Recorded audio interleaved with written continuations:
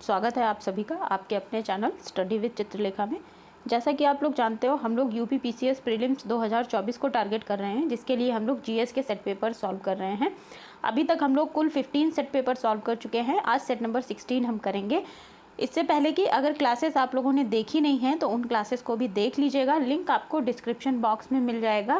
Classes आपके लिए बहुत हेल्पफुल होंगी, रिवीजन आप लोगों का अच्छे तरीके से हो जाएगा। टॉपिक वाइज सेट पेपर कराए गए हैं, तो उन क्लासेस को देख लीजिएगा टाइम निकाल कर। आज की क्लास को शुरू करने से पहले मैं आप लोगों से एक रिक्वेस्ट करना चाहूँगी कि अगर आप लोग चैनल पर पहली बार आए हैं तो मेरे चैनल को सब्सक्राइब कर लीजिएगा और सब्सक्राइब करके बेल आइकन प्रेस कर दीजिएगा, जिससे कि आने वाले सभी वीडियोस की जानकारी आपके पास सबसे पहले पहुंच जाएगी। और अगर वीडियो पसंद आएगा तो ये फेवर आप लोगों को मुझे करना पड़ेगा कि वीडियो को लाइक करेंगे और आप लोग शेयर भी करेंगे अपने दोस्तों के साथ, अपने स्टडी ग्रुप्स में। अगर पीयर ग्रुप्स भी हैं तो वहाँ पर भी वीडियो को शेयर ज़रूर करिएगा, ठीक है।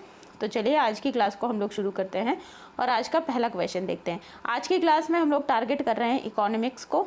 आज की क्लास में सारे इकोनॉमिक्स के क्वेश्चन आप लोगों को देखने को मिलेंगे। तो इकोनॉमिक्स के पॉइंट ऑफ व्यू से इम्पॉर्टेंट क्लास है। जो ट्रेडिशनल इकोनॉमिक्स है वो भी क्लास में मिलेगी आपको, उसके साथ साथ करंट अफेयर से जुड़े हुए इकोनॉमिक्स के क्वेश्चन भी आज की क्लास में आपको देखने को मिलेंगे।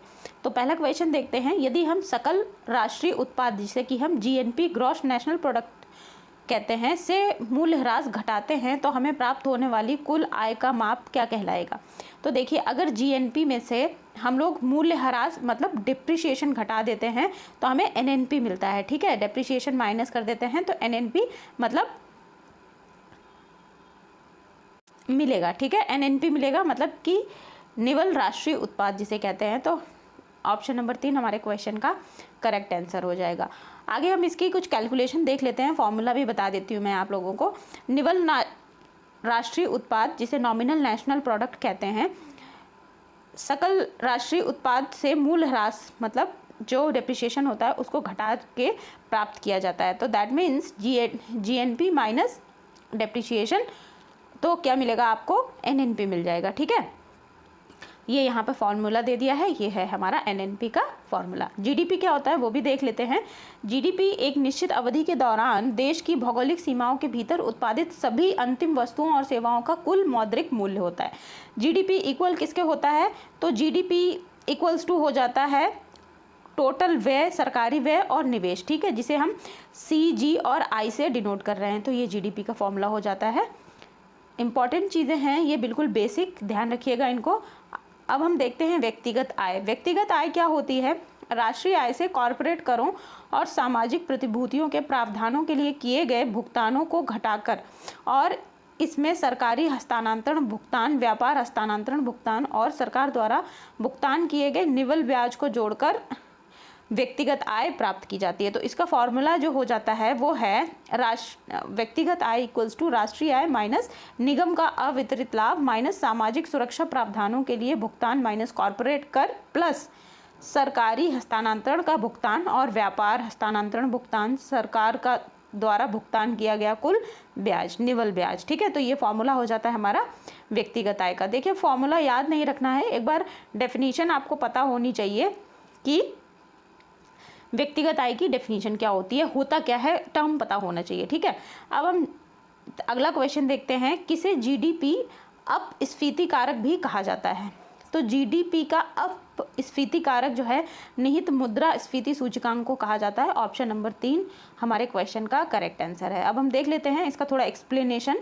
जीडीपी अपस्फीति कारक, जिसे निहित मूल्य अपस्फीति कारक भी कहा जाता है, मुद्रा स्फीति का एक परिमाण है। मुद्रा स्फीति मतलब इन्फ्लेशन की बात कर रहे हैं, ठीक है, इन्फ्लेशन। यह वस्तुओं और सेवाओं के मूल्य का अनुपात है जो एक अर्थव्यवस्था किसी विशेष वर्ष में मौजूदा कीमतों पर उत्पादन करती है, जो आधार वर्ष के दौरान प्रचलित कीमतों पर होती है। यह अनुपात यह दिखाने में मदद करता है कि जीडीपी, जिसे हम सकल घरेलू उत्पाद में वृद्धि, किस हद तक उत्पादन में वृद्धि के बजाय ऊंची कीमतों के कारण हुई है। मतलब जीडीपी की वृद्धि किस कारण से हुई है ये बताता है, ठीक है। जब अपस्फीति कारक अर्थव्यवस्था में उत्पादित वस्तुओं और सेवाओं की पूरी श्रृंखला को कवर करता है तो इसे थोक या उपभोक्ता मूल्य सूचकांकों के लिए सीमित वस्तु बास्केट के मुकाबले इसे मुद्रास्फीति में अधिक व्यापक उपाय के रूप में देखा जाता है, ठीक है।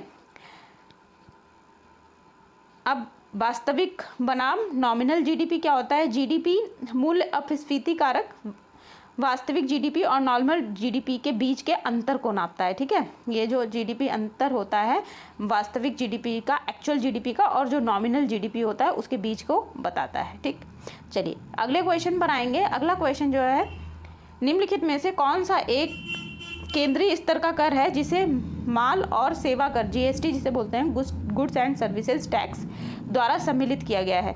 तो देखिए केंद्र सरकार के द्वारा एक कर ये एकत्र किया जाता है और इसे जीएसटी के अंतर्गत डाल दिया गया है। तो ये क्या है? एक्साइज ड्यूटी, जिसे कि उत्पाद शुल्क कहते हैं। ऑप्शन नंबर 3 हमारे क्वेश्चन का करेक्ट आंसर है।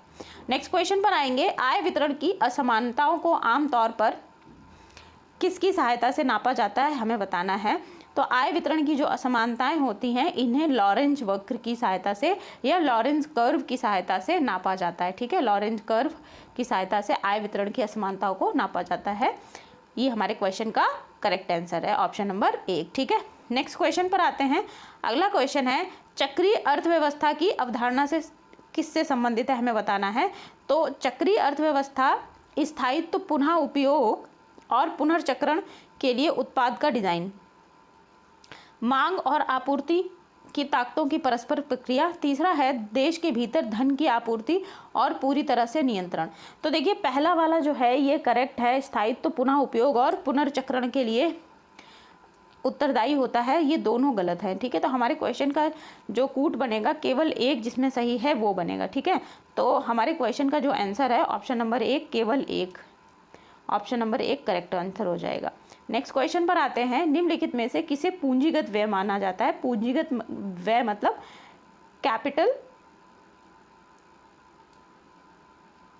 खर्चा, कैपिटल खर्चा किसको माना जाता है? तो देखिए जो पूंजीगत व्यय है वो विद्यालयों का निर्माण, ऑप्शन नंबर 4 हमारे क्वेश्चन का करेक्ट आंसर हो जाएगा। कैसे होगा? क्योंकि देखिए कैपिटल व्यय या कैपिटल खर्चा जो होता है, पूंजीगत खर्चा जो होता है, वो दीर्घकालिक जो संपत्ति होती है उसके निर्माण में या अधिग्रहण में जो खर्चा किया जाता है उसे ही हम कैपिटल इन्वेस्टमेंट कहते हैं, पूंजीगत व्यय कहते हैं, ठीक है, पूंजीगत खर्चा कहते हैं, ठीक है। तो इसको ध्यान रखिएगा, यही बात मैंने यहाँ पर बताई है। जो भी कुछ दे रखा है पूंजीगत व्यय के अंदर कौन कौन सी चीज़ें आती हैं एक बार लिस्ट भी देख लीजिए। पूंजीगत व्यय एक कंपनी द्वारा संपत्ति, संयंत्र और उपकरण, पेटेंट, ट्रेडमार्क जैसी अचल, मूर्त और अमूर्त संपत्तियों को हासिल करने या अपग्रेड करने के लिए खर्च किया जाता है, ठीक है। तो ये बात ध्यान रखिएगा। अगले क्वेश्चन पर आएंगे। अगला क्वेश्चन है, मुद्रा आपूर्ति को नियंत्रित करने के लिए आरबीआई द्वारा उपयोग किए जाने वाले मात्रात्मक उपकरणों की पहचान कीजिए। आरबीआई जब इन्फ्लेशन को कंट्रोल करने के लिए या मुद्रा आपूर्ति को कंट्रोल करने के लिए जो क्वांटिटेटिव टेक्निक यूज़ करती है उनको क्या कहते हैं? देखिए यहाँ पर मैंने ये क्वेश्चन इंग्लिश में भी टाइप कर दिया है क्योंकि इंग्लिश के जो टर्म्स होते हैं इकोनॉमिक्स में कभी कभी वो ज़्यादा समझ में आते हैं एज़ कम्पेयर टू हिंदी के टर्म्स, ठीक है। तो अब हम देखते हैं कौन कौन से कूट हैं। तो नैतिक उत्तेजना या प्रलोभन ये काम नहीं करता है। क्वांटिटेटिव टेक्निक्स में आरबीआई के जो आते हैं बैंक रेट, ये हो जाता है नगद आरक्षित अनुपात मतलब CRR, ठीक है, कैश रिजर्व रेशियो, और खुला बाजार परिचालन that means open market operations, ठीक है, ओपन मार्केट ऑपरेशंस हो जाते हैं। तो ये तीनों क्वांटिटेटिव टेक्निक्स कहलाती हैं आरबीआई में, आरबीआई की मुद्रा आपूर्ति को नियंत्रित करने के लिए। तो हमारा जो आंसर बनेगा क्वेश्चन का वो बनेगा B, C और D। तो ऑप्शन नंबर 2 हमारे क्वेश्चन का करेक्ट आंसर हो जाएगा। नेक्स्ट क्वेश्चन पर आएंगे। अर्थव्यवस्था में सरकारी प्रतिभूतियों के संबंध में निम्नलिखित में से कौन सा कथन सही है? तो देखिए सरकारी प्रतिभूतियों से जुड़े हुए कथन, यह केंद्र सरकार या राज्य सरकारों द्वारा जारी एक व्यापार योग्य साधन है, बिल्कुल सही बात है। जो सरकारी प्रतिभूतियां होती हैं ये केंद्र सरकार या राज्य सरकार द्वारा जारी किए जाते हैं, ये एक तरीके का बॉन्ड। देखिए उन्हें जोखिम मुक्त गिल्ट एज इंस्ट्रूमेंट कहा जाता है, ये भी बिल्कुल सही बात है। यहाँ पर रिस्क नहीं होता है, तो जहाँ पर रिस्क नहीं होता है उन्हें रिस्क फ्री इंस्ट्रूमेंट्स कहते हैं, गिल्ट एज इंस्ट्रूमेंट्स कहते हैं, ठीक है। तो दूसरा वाला भी सही है, पहला वाला भी सही है। तो हमारे क्वेश्चन का जो करेक्ट आंसर है ये हो जाएगा 1 और 2 दोनों। ऑप्शन नंबर 4 हमारे क्वेश्चन का करेक्ट आंसर हो जाएगा, ठीक है। सरकारी प्रतिभूतियों की कुछ विशेषताएं यहाँ पर डाली हैं मैंने, इनको देख लेते हैं। एक सरकारी सुरक्षा संघीय या राज्य सरकारों के द्वारा जारी किया गया व्यापार योग्य साधन है, इसलिए पहला कथन सही है। तो सरकारी प्रतिभूतियां दो प्रकार की होती है, ये बात ध्यान रखिएगा, लॉन्ग टर्म की और शॉर्ट टर्म की, ठीक है, लघु अवधि और दीर्घ अवधि। तो दीर्घ अवधि की क्या होती हैं, 1 वर्ष या उससे अधिक, 1 ईयर या फिर मोर देन 1 ईयर, ठीक है। और शॉर्ट टर्म की क्या होती हैं, ये लेस देन 1 ईयर होती हैं। और इसमें कोई उदाहरण अगर आपको बताने को कहा जाए कि सरकारी प्रतिभूति का कोई उदाहरण दीजिए, तो क्या हो जाएगा, ट्रेजरी बिल हो जाएगा। जारी करने के लिए 3 कार्यकाल होते हैं, दैट मीन्स जो शॉर्ट टर्म के होते हैं उनके लिए 91 डेज या 182 डेज के लिए सरकारी प्रतिभूतियां या ट्रेजरी बिल्स जारी किए जा सकते हैं, और जो लॉन्ग टर्म वाले होते हैं वो 365 दिन या उससे ज़्यादा, ठीक है, ध्यान रखिएगा। चलिए, ये सारी चीज़ें हो गई। अब चलते हैं अगले क्वेश्चन पर। अगला क्वेश्चन है 2008 से 10 की मंदी के कारण उत्पन्न बेरोजगारी निम्नलिखित में से किस प्रकार की बेरोजगारी का एक उदाहरण है। तो 2008 से 10 के टाइम पीरियड के बीच में एक बहुत ही भयंकर बेरोजगारी आई थी, वो पूरे वर्ल्ड में ही मंदी आई थी, ठीक है। तो उस समय जो बेरोजगारी उत्पन्न हुई थी उसको चक्रीय बेरोजगारी कहा जाता है। तो ऑप्शन नंबर 4 हमारे क्वेश्चन का करेक्ट आंसर हो जाएगा। अब चक्रीय बेरोजगारी क्यों कहते हैं या बेरोजगारी क्या होती है, इसको देखते हैं, इसके कारण क्या होते हैं ये भी जान लीजिए। बेरोजगारी तब होती है जब किसी अर्थव्यवस्था के व्यापार चक्र में परिवर्तन होता है, इसे चक्रीय बेरोजगारी कहा जाता है। बेरोजगारी को मांग की कमी कहा जाता है, यानी मांग गिरने पर बेरोजगारी बढ़ने लगती है, ठीक है। लेमन ब्रदर्स 2008 में बैंकक्रप्ट हो गई थी, तो वहीं से ये यूएस की कंपनी थी और वहीं से ये मंदी वाला सिस्टम शुरू हुआ था, जो कि बढ़ते बढ़ते आ गया बेरोजगारी तक, ठीक है। चक्रीय बेरोजगारी के कारण देखते हैं, मांग में गिरावट व्यवसाय में कम निवेश में योगदान करती है, इसलिए कर्मचारियों की आवश्यकता होती है। जब मांग गिरती है तो नकारात्मक गुणक प्रभाव दुकानों, किसानों, विनिर्माण श्रमिकों और इन वस्तुओं और उत्पादों के परिवहन में निवेश करने वालों को भी प्रभावित करता है, जिसके परिणाम स्वरूप कई क्षेत्र प्रभावित होते हैं। दैट मीन्स देखिए, सीधा सा चक्रीय बेरोजगारी से मतलब आप ऐसा समझिए कि जो भी सेक्टर हैं सारे आपस में इंटरलिंक्ड होते हैं, ठीक है। अगर एक क्षेत्र प्रभावित हुआ तो इसने इसको प्रभावित किया, इसने इसको प्रभावित किया, इसने इसको प्रभावित किया, और इस तरीके से ये पूरा सर्कल हो जाता है, चक्र बन जाता है। तो इसी कारण से ये सारी चीज़ें उत्पन्न होती हैं, ठीक है। संरचनात्मक बेरोजगारी भी बेरोजगारी का एक प्रकार होता है। ये कब होता है, जब उपलब्ध नौकरियों और उपलब्ध श्रमिकों की प्रतिभा के बीच बेमेल होता है। दैट मीन्स मान लो किसी कंपनी ने एक एडवर्टीजमेंट दिया, उसको 200 भर्ती करनी है, और कंपनी को क्या चाहिए कि बीटेक चाहिए, ठीक है, बीटेक होल्डर चाहिए, और साथ के साथ उनके पास जो है सी लैंग्वेज आनी चाहिए उनको, या C++ आनी चाहिए। लेकिन होता क्या है कि बीटेक होल्डर तो हैं लेकिन उनको C या C++ नहीं आती है। दैट मीन्स क्या हो रहा है कि जो उनके पास स्किल्स हैं, जो कैंडिडेट्स हैं, वो पूरी नहीं कर पा रहे हैं जो एडवर्टीजमेंट या कंपनी को चाहिए, ठीक है। इसके लिए क्या होता है, जब प्रतिभा का बेमेल, यही होता है, प्रतिभा के बीच मेल नहीं होना। भारत में बहुत से लोगों को काम खोजने के लिए संघर्ष करना पड़ता है, क्योंकि उनके पास आवश्यक कौशल की कमी होती है और ज्ञान की कमी के कारण उन्हें प्रशिक्षण देना भी कठिन हो जाता है। घर्षणात्मक बेरोजगारी क्या होती है, घर्षणात्मक बेरोजगारी एक अर्थव्यवस्था के भीतर रोजगार परिवर्तन का परिणाम है, जहां श्रमिक स्वेच्छा से अपनी नौकरी छोड़ देते हैं और नए श्रमिक कार्यबल में प्रवेश करते हैं। दैट मीन्स ऐसा समझो कि कोई बंदा सॉफ्टवेयर कंपनी में जॉब कर रहा है और उसको वहाँ पर अच्छी सैलरी नहीं मिल रही है या कोई और रीज़न है, वो अपनी जॉब स्विच करना चाहता है, उसने वहाँ से रिज़ाइन कर दिया, जो प्रेजेंट कंपनी थे उसका एम्प्लॉयर था वहाँ से रिज़ाइन कर दिया। अब रिज़ाइन करने के बाद उसने तुरंत नौकरी छोड़ दी और अगले 3 महीने तक मान लीजिए उसको नौकरी नहीं मिलती है। तो ये जो 3 महीने का टाइम पीरियड है, 3 मंथ्स, ये घर्षणात्मक बेरोजगारी का टाइम पीरियड हो जाएगा, कि मतलब एक नौकरी के जो अपग्रेडेड वर्जन वाली नौकरी चाहिए और उसके लिए जो पिछली नौकरी छोड़ दी है, ये घर्षणात्मक बेरोजगारी कहलाएगा, ठीक है। चलिए, आई होप ये सारी चीज़ें आप लोगों को क्लियर हो गई होंगी। क्लियर हुई हैं तो अगर वीडियो पसंद आ रहा है तो वीडियो को लाइक ज़रूर कर दीजिएगा। चलिए अगले क्वेश्चन पर आते हैं। केंद्रीय बजट 2023-24 में रेल मंत्रालय के लिए कुल आवंटन कितना था। तो बजट में रेल मंत्रालय के लिए जो आवंटन है ये 2.40 लाख करोड़ है, ठीक है, 2.40 लाख करोड़ रुपए है। तो ऑप्शन नंबर 1 हमारे क्वेश्चन का करेक्ट आंसर हो जाएगा। नेक्स्ट क्वेश्चन पर आते हैं। निम्नलिखित में से कौन भुगतान संतुलन के चालू खाते में शामिल है। तो देखिए, भुगतान संतुलन, बैलेंस ऑफ पेमेंट की बात कर रहे हैं तो बैलेंस ऑफ पेमेंट में विदेशी छात्रवृत्ति शामिल होती है और धन प्रेषण और विप्रेषण मतलब धन भेजना और निकालना, ये दोनों शामिल होते हैं। बाहरी सहायता और अनिवासी जमा ये नहीं शामिल होते हैं। तो हमारे क्वेश्चन का जो आंसर बनेगा वो बनेगा 1 और 4, जिस कूट में हमें मिलेगा हम उसको टिक करेंगे। दैट मीन्स चौथा जो ऑप्शन है 1 और 4 हमारे क्वेश्चन का सही ऑप्शन है। ठीक है, अगले क्वेश्चन पर आते हैं। भारत में प्रत्यक्ष विदेशी निवेश के माध्यम से निजी क्षेत्र में निवेश की अनुमति किस को है, ये हमें बताना है। तो एफडीआई के द्वारा प्रत्यक्ष निवेश की जिसको अनुमति है, देखिए परमाणु ऊर्जा में भी नहीं है, रेलवे में भी नहीं है और लॉटरी के व्यवसाय में तो बिल्कुल भी नहीं है। जो नागरिक उड्डयन मंत्रालय है, जो नागरिक उड्डयन विभाग है, वहाँ पर जो एफडीआई है वो की जा सकती है इन चारों ऑप्शंस में से। तो ऑप्शन नंबर 3 हमारे क्वेश्चन का करेक्ट आंसर हो जाएगा। ठीक है, नेक्स्ट क्वेश्चन पर आते हैं। व्यापार संतुलन का शुद्ध प्रभाव हो सकता है। तो व्यापार संतुलन, बैलेंस ऑफ पेमेंट, देखिए सकारात्मक, नकारात्मक या 0 तीनों हो सकता है। तो ऑप्शन नंबर 3 हमारे क्वेश्चन का करेक्ट आंसर हो जाएगा।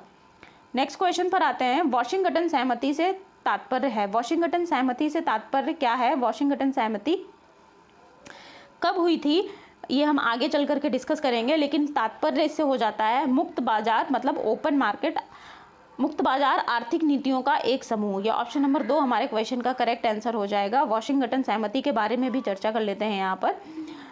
इन नीतियों को अंतर्राष्ट्रीय मुद्रा कोष, IMF, विश्व बैंक और US ट्रेजरी जैसे प्रमुख वित्तीय संस्थानों का समर्थन प्राप्त है। जॉन विलियमसन नामक एक ब्रिटिश अर्थशास्त्री ने 1989 में वॉशिंगटन सहमति इसको नाम दिया था। विचारों का उद्देश्य विकासशील देशों की मदद करना था जिन्होंने आर्थिक संकटों का सामना किया था। वॉशिंगटन सहमति ने संरचनात्मक सुधारों की सिफारिश की थी, जिसे तत्काल वित्तीय मदद के बदले में बाजार की शक्तियों की भूमिका को बढ़ाया गया था। ठीक है, उदाहरण क्या है? मुक्त अस्थायी विनिमय दर और मुक्त व्यापार इसमें शामिल था। WTO वगैरह, तभी उन्होंने अपना हस्तक्षेप इन सब चीज़ों में करना शुरू किया था। ठीक है, अगले क्वेश्चन पर आएंगे। बैगनी क्रांति को केंद्रीय विज्ञान एवं प्रौद्योगिकी मंत्रालय द्वारा जम्मू एंड कश्मीर में शुरू किया गया है। इस क्रांति में किस फसल की खेती होती है? किस फसल की खेती से संबंधित है बैगनी क्रांति? तो बैगनी क्रांति तो जो है लेवेंडर, आप लोग जानते होंगे लेवेंडर का फूल जो होता है पर्पल कलर का होता है, बैगनी कलर का होता है। तो बैगनी क्रांति लेवेंडर की खेती से संबंधित है। ठीक है, अगले क्वेश्चन पर आएंगे। अगला क्वेश्चन है ICAR भारतीय गेहूं और जौ अनुसंधान संस्थान कहाँ पर है? तो भारतीय गेहूं और जौ अनुसंधान संस्थान जो है करनाल में हो जाएगा। ऑप्शन नंबर 3 हमारे क्वेश्चन का करेक्ट आंसर है। नेक्स्ट क्वेश्चन है पलवारना जिसे कि हम मल्चिंग कहते हैं। ठीक है, मल्चिंग कृषि अभ्यास से संबंधित एक विधि है या निम्नलिखित में से किस उद्देश्य को पूरा करती है? तो देखिए मल्चिंग क्या होती है, आप लोगों ने कभी ध्यान दिया हो, अगर आप लोग घर में पेड़ पौधे उगाते होंगे तो जैसे मान लीजिए गमले में कोई पौधा लगाया, ये पौधा लगा हुआ है। ठीक है, अब पतझड़ के मौसम में क्या होता है, गर्मी में पतझड़ हो जाता है, बसंत में होता है अक्सर, लेकिन कुछ कुछ पौधे अपने पत्ते छोड़ देते हैं गर्मी के मौसम में भी। तो गर्मियों में जब पौधों के पत्ते गिर जाते हैं तो इस हिस्से की जो मिट्टी है ये पत्तों से ढक जाती है। और आप लोगों ने देखा होगा जब पत्तों से मिट्टी ढकी होती है तो यहाँ पर आर्द्रता ज़्यादा बनी रहती है एज़ कम्पेयर टू दूसरा गमला जो धूप में रखा है, जहाँ पर ये जो मिट्टी है ये खुली है, जो धूप की सतह में सीधे सतह इसकी ये धूप के संपर्क में आती है सूर्य के प्रकाश में, तो क्या होता है जो वाटर इवेपोरेशन होता है वो जल्दी हो जाता है। तो मल्चिंग जो प्रक्रिया है ये नमी को मिट्टी में बनाए रखने के लिए उपयोग की जाती है। मिट्टी की जो ऊपरी सतह होती है उसको पत्तों से, घास से जो है ढक दिया जाता है, जिससे कि मिट्टी में आर्द्रता को रोका जा सके। तो हमारा ऑप्शन नंबर 2 करेक्ट ऑप्शन हो जाएगा। इससे मृदा की आर्द्रता बनी रहती है। ठीक है, आई होप ये जो कंसेप्ट है ये क्लियर हो गया होगा। ये इंपॉर्टेंट क्वेश्चन है, इसको ध्यान में रखिएगा। अगला क्वेश्चन है सार्वजनिक वितरण प्रणाली के उद्देश्य निम्नलिखित में से कौन से हैं? तो पहला है खाद्यान्न का समान वितरण सुनिश्चित करना। ये बिल्कुल सही बात है, सार्वजनिक वितरण प्रणाली के द्वारा खाद्यान्न का समान वितरण सुनिश्चित किया जाता है। सभी को उचित मूल्य पर भोजन की जो चीज़ें हैं उपलब्ध कराई जा सकें, ये सुनिश्चित किया जाता है। अगला जो है वो क्या कह रहा है, ऑप्शन खुले बाजार में आवश्यक वस्तुओं की कीमत को कम करना। ये बिल्कुल ही गलत बात है। जो सार्वजनिक वितरण प्रणाली है ये खुले बाजार से इसका कोई लेना देना नहीं है, ठीक है, तो ये बात गलत हो जाएगी। तो हमारे क्वेश्चन का जो करेक्ट आंसर बनेगा केवल एक सही होगा, ऑप्शन नंबर 1 हमारे क्वेश्चन का करेक्ट आंसर हो जाएगा, ठीक है। अगले क्वेश्चन पर आते हैं। वर्तमान में निम्नलिखित में से कौन सा उद्योग भारत में अनिवार्य लाइसेंसिंग के अंतर्गत नहीं आता है। तो परमाणु ऊर्जा का जो क्षेत्र है, जो उद्योग है, ये अनिवार्य लाइसेंसिंग के अंतर्गत नहीं आता है, ऑप्शन नंबर 4 हमारे क्वेश्चन का करेक्ट आंसर है। अगले क्वेश्चन पर आएंगे। भारत की पहली औद्योगिक नीति संकल्प की घोषणा किस वर्ष की गई थी। तो भारत की पहली औद्योगिक नीति जो है 1948 में इसकी घोषणा की गई थी, ऑप्शन नंबर 3 हमारे क्वेश्चन का करेक्ट आंसर हो जाएगा। देखते हैं अगला क्वेश्चन क्या है। भारत में मध्यम उद्योगों के संबंध में निम्नलिखित में से कौन सा कथन सही है। तो देखिए, मध्यम उद्योगों से संबंधित जो कथन सही है वो हमें बताना है। तो पहला है, संयंत्र और मशीनरी या उपकरण में निवेश 10 करोड़ रुपए से अधिक नहीं होना चाहिए। ये सही नहीं है, ठीक है, 10 करोड़ रुपए गलत राशि है, तो ये वाला गलत हो जाएगा। वार्षिक कारोबार 250 करोड़ रुपए से अधिक नहीं होना चाहिए। तो वार्षिक जो कारोबार है 250 करोड़ रुपए से अधिक नहीं होना चाहिए, ये सही बात है, ठीक है। तो हमारे क्वेश्चन का जो करेक्ट आंसर बनेगा वो बनेगा केवल 2, ऑप्शन नंबर 2 हमारे क्वेश्चन का करेक्ट आंसर है। नेक्स्ट क्वेश्चन पर आते हैं। 2022-23 के बजट में प्रस्तावित RAMP कार्यक्रम किससे संबंधित है। तो 2022-23 के बजट में RAMP कार्यक्रम जो है संबंधित था। अब ये देख लीजिए आप लोग, चारों ऑप्शन देखिए। RAMP कार्यक्रम मैं पहले आप लोगों को बता दूं, ये MSME के क्षेत्र से संबंधित था, लेकिन तब भी हम ऑप्शंस रीड कर लेते हैं। शौचालय तक पहुंच और ग्रामीण भारत में महिलाओं की सुरक्षा, सुविधा और स्वाभिमान, ये गलत बात है। RAMP जो है MSME से संबंधित था, तो ये कोई बात नहीं हो रही यहाँ पे। ऑनलाइन प्रशिक्षण से भी जुड़ा हुआ नहीं था। बच्चों और गर्भवती महिलाओं को पोषण संबंधी सुधार करने के लिए भी नहीं था, MSME से था, मैं बता चुकी हूँ। तो MSME क्षेत्र की में प्रतिस्पर्धा को बढ़ावा देना। तो ऑप्शन नंबर 4 जो है हमारे क्वेश्चन का करेक्ट ऑप्शन हो जाएगा। RAMP की फुल फॉर्म देख लीजिए, ये हो जाएगी the ranging and accelerating MSME performance, ठीक है। प्रधानमंत्री नरेंद्र मोदी की अध्यक्षता में केंद्रीय मंत्रिमंडल ने एक नई योजना RAMP पर 80.8 करोड़ डॉलर की सहायता कहाँ से प्राप्त की थी, विश्व बैंक से प्राप्त करने को कानूनी मंजूरी दी थी और इसे वित्तीय वर्ष 2022-23 में शुरू होने की उम्मीद जताई गई थी। तो ये 2022-23 के बजट से जुड़ी हुई बात है, ठीक है। अगला क्वेश्चन है, ट्रेड यूनियनों का पंजीकरण और रद्दीकरण किसके द्वारा होता है। तो ट्रेड यूनियनों का जो पंजीकरण और रद्दीकरण है ये ट्रेड यूनियन अधिनियम 1926 के द्वारा होता है, ऑप्शन नंबर 1 हमारे क्वेश्चन का करेक्ट आंसर हो जाएगा। अगले क्वेश्चन पर आएंगे। राष्ट्रीय कंपनी विधि अधिकरण के संदर्भ में निम्नलिखित में से कौन सा कथन सही नहीं है, हमें बताना है, सही नहीं है, ठीक है। तो पहला कथन है, यह एक अर्धन्यायिक निकाय है जो भारत में कंपनियों से संबंधित मुद्दों का अधिनिर्णय करता है। ये बिल्कुल सही बात है। इसका गठन न्यायमूर्ति एराडी समिति की सिफारिशों के आधार पर हुआ था, ये भी सही बात है। इसका गठन कंपनी अधिनियम 2013 के प्रावधानों के अनुसार किया गया था, ये भी सही बात है। और चौथा कथन क्या है, NCLT के फैसले और निर्णय अंतिम और बाध्यकारी हैं। ऐसा नहीं है, इसके जो निर्णय हैं ये अंतिम और बाध्यकारी नहीं है। जो पीड़ित पक्ष है वो आगे अपील कर सकता है। तो ऑप्शन नंबर 4 हमारे क्वेश्चन का करेक्ट आंसर हो जाएगा, ये वाला कथन सही नहीं है, ठीक है। अगले क्वेश्चन पर आएंगे। निम्नलिखित में से कौन सी योजनाएं सही सुमेलित है, हमें बताना है। एक तरफ योजनाएं दे रखी हैं, दूसरी तरफ उनके प्रारंभ होने की तिथि दे रखी है, ठीक है। तो मेक इन इंडिया 25 सितंबर 2014 को शुरू हुई थी, ये बिल्कुल सही बात है। उसके बाद स्टार्टअप इंडिया अप्रैल 2016 में शुरू नहीं हुई थी, ये गलत हो जाएगा। और स्टैंड अप इंडिया भी 2016 की योजना नहीं है। राष्ट्रीय विनिर्माण नीति 4 नवंबर 2011 को शुरू की गई थी। तो पहला और चौथा, दैट मीन्स A और D, 2 योजनाएं सही हैं। तो हमारे क्वेश्चन का जो करेक्ट आंसर है ये हो जाएगा ऑप्शन नंबर 3 A और D, ठीक है। नेक्स्ट क्वेश्चन पर आएंगे। अगला क्वेश्चन है, भारत के कृषि क्षेत्र में पाई जाने वाली बेरोजगारी कौन सी है। तो देखिए, भारत के कृषि क्षेत्र में पाई जाने वाली जो बेरोजगारी है ये प्रचंड बेरोजगारी है, ऑप्शन नंबर 4 क्वेश्चन का करेक्ट आंसर हो जाएगा। घर्षणात्मक बेरोजगारी और चक्रीय बेरोजगारी के बारे में हम ऊपर ही चर्चा कर चुके हैं क्वेश्चन में। अब हम प्रचंड बेरोजगारी को देखते हैं, ठीक है।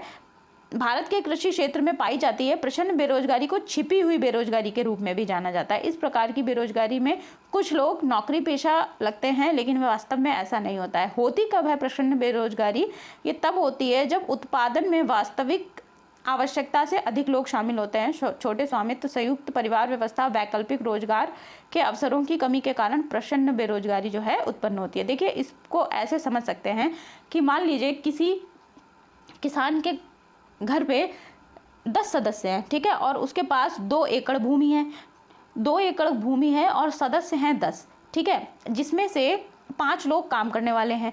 अब वो 5 लोग जो काम करने वाले हैं और 2 एकड़ भूमि के लिए केवल 3 व्यक्तियों की आवश्यकता है, लेकिन ये जो 5 काम करने वाले हैं, ये 5 के पाँचों इस 2 एकड़ में काम करते हैं, ठीक है। तो 2 लोग जो है ये बेरोजगार हैं, जिनकी वहाँ पर श्रम की ज़रूरत नहीं है, लेकिन ये फिर भी वहाँ पर अपना श्रम दे रहे हैं। ये छिपी हुई बेरोजगारी या प्रच्छन्न बेरोजगारी कहलाएगी, ठीक है। घर्षणात्मक बेरोजगारी के बारे में हम ऊपर ही बात कर चुके हैं, इसलिए हम आएंगे अगले क्वेश्चन पर। अगला क्वेश्चन है, भारत में यदि कोई कंपनी पहली बार अपने शेयर जारी करके जनता से पैसा जुटाती है तो उसे क्या कहा जाता है। देखिए, जब कोई भी कंपनी लॉन्च होती है और वो अपना शेयर पहली बार शेयर मार्केट में लॉन्च करती है तो उसे आईपीओ कहा जाता है। आईपीओ मतलब इनिशियल पब्लिक ऑफरिंग, ठीक है, जिसे कि हिंदी में हम कहते हैं प्रारंभिक सार्वजनिक प्रस्ताव। ऑप्शन नंबर 4 हमारे क्वेश्चन का करेक्ट ऑप्शन हो जाएगा, ठीक है। नेक्स्ट क्वेश्चन पर आते हैं, भारत में वैट कब पेश किया गया था। तो वैट 2005 में पेश किया गया था। ऑप्शन नंबर 1 करेक्ट ऑप्शन है। अगला क्वेश्चन है, किस पंचवर्षीय योजना को महालनोबिस योजना के नाम से जाना जाता है। तो जो दूसरी योजना है ये महालनोबिस योजना के नाम से जानी जाती है। दूसरी पंचवर्षीय योजना महालनोबिस मॉडल पर आधारित थी। तो ऑप्शन नंबर 2 हमारे क्वेश्चन का करेक्ट आंसर हो जाएगा। नेक्स्ट क्वेश्चन पर आते हैं, निजीकरण का अर्थ एक सरकारी स्वामित्व वाले उद्यम है। तो मतलब निजीकरण का अर्थ क्या है ये हमको बताना है। इसका अर्थ हो जाता है, निजीकरण का अर्थ, यहाँ पे ये डैश होना चाहिए, निजीकरण का अर्थ के बाद यहाँ पे हमें फिल इन द ब्लैंक करना है, ठीक है, इसके बाद डैश लगाइएगा और इनमें जो चारों ऑप्शन दे रखे हैं इनमें से करेक्ट सेंटेंस हमें इसमें फिल करना है, ठीक। तो देखिए, निजीकरण का अर्थ एक सरकारी स्वामित्व वाले उद्यम के स्वामित्व या प्रबंधन का त्याग है, ठीक है। तो ऑप्शन नंबर 3 हमारे क्वेश्चन का करेक्ट आंसर हो जाएगा। नेक्स्ट क्वेश्चन पर आएंगे, ग्रामीण भारत में 2011-12 में गरीबी का अनुपात घटकर कितना हो गया था। 30.9% हो गया था। 2011-12 का डेटा है, इसको ध्यान रखिएगा। अगले क्वेश्चन पर आते हैं, अरुण जल विद्युत परियोजना भारत एवं कौन से दूसरे देश के सहयोग से परिणाम स्वरूप जो है बनी है। तो अरुण जल विद्युत परियोजना भारत और नेपाल के सहयोग से बनी है। अरुण नदी पर यह जल विद्युत परियोजना बनाई गई है जो कि नेपाल में बहती है, ठीक है। ऑप्शन नंबर 1 हमारे क्वेश्चन का करेक्ट आंसर है। नेक्स्ट क्वेश्चन पर आएंगे, अटल सुरंग जो कि मनाली और लाहौल स्पीति को जोड़ती है, किसके द्वारा बनाई गई है। एक इंपॉर्टेंट क्वेश्चन यहाँ पर बन रहा है, अटल सुरंग किस किस को जोड़ती है। तो आप कहोगे मनाली और लाहौल स्पीति को जोड़ती है। किसके द्वारा बनाई गई है, सीमा सड़क संगठन के द्वारा बनाई गई है। ऑप्शन नंबर 2 करेक्ट आंसर हो जाएगा हमारे क्वेश्चन का, सीमा सड़क संगठन, ठीक है। नेक्स्ट क्वेश्चन पर आएंगे, निम्नलिखित में से कौन सा संयुक्त राष्ट्र के सतत विकास के लक्ष्यों में से एक है। जीरो हंगर ये सतत विकास के लक्ष्यों में एक है। जलवायु क्रिया ये भी है। पानी के नीचे जीवन ये भी सही बात है। और गुणवत्तापूर्ण शिक्षा ये सतत विकास में शामिल है। तो ABCD चारों करेक्ट हो जाएंगे। तो ऑप्शन नंबर 1 हमारे क्वेश्चन का करेक्ट आंसर हो जाएगा। अगले क्वेश्चन पर आते हैं, निम्नलिखित में से कौन UNDP के अधीन भारत में मानव विकास सूचकांक के में एक घटक के रूप में शामिल नहीं है। तो देखिए,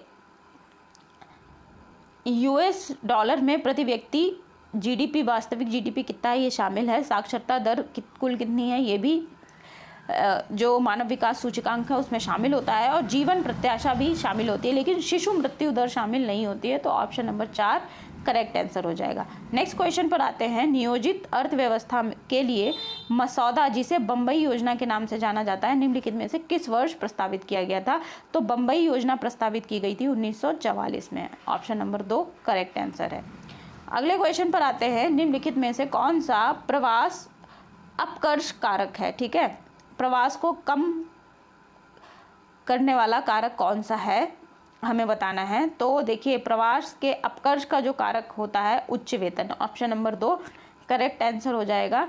देखिए, लोग माइग्रेट कब करते हैं एक स्थान से दूसरे स्थान पर, कि जब वहाँ पर उनको बेहतर रोजगार की सुविधाएं मिलती हैं तभी माइग्रेशन होता है। अगला क्वेश्चन देखते हैं, सिद्धांत प्रवासन का नियम किसके द्वारा प्रतिपादित किया गया था। तो प्रवासन का नियम जो है रेवेनस्टीन के द्वारा प्रतिपादित किया गया था। ऑप्शन नंबर 1 करेक्ट ऑप्शन हो जाएगा हमारे क्वेश्चन का। प्रवासन का नियम रेवेनस्टीन के द्वारा। नेक्स्ट क्वेश्चन है 2011 की जनगणना के अनुसार भारत की ग्रामीण साक्षरता दर कितनी थी? तो भारत की ग्रामीण साक्षरता दर जो है 67.8% थी 2011 की जनगणना के अनुसार। ऑप्शन नंबर 1 सही है। अगला क्वेश्चन है 2011 की जनगणना के अनुसार ग्रामीण और शहरी आबादी के संदर्भ में निम्नलिखित कथनों पर विचार कीजिए।